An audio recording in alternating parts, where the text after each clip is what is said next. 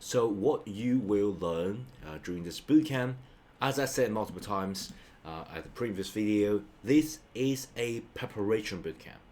So just to give you the basic understanding of Python fundamental. And after that, you can dive into different fields. Okay, you can utilize this pure language as a glue or as a quick call to different kind of API that you can use and build your project. You want to do the web development, you can do that. You can do the computer vision, you can do that. You can do the AI, you can do that. You can do you want the automation, you can do that. And do penetration testing, like so-called white hat hacker sort of thing. You want to write a script to testing things, you can do that as well.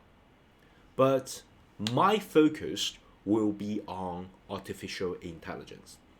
So after you learn this bootcamp, you can dive even deeper into my artificial intelligence bootcamp, machine learning, deep learning, utilize the large language model, deploy it, whether on your local server or cloud, and then utilize it, train it, all that will be using AI. So here is my specialty and here is my focus.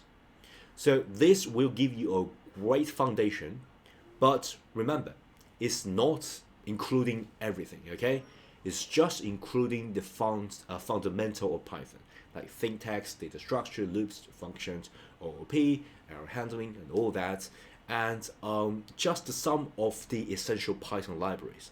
So there's some essential Python libraries that is like a default library that's everyone is like most likely to be using, so it's including in Python, like default libraries, and you can actually use it.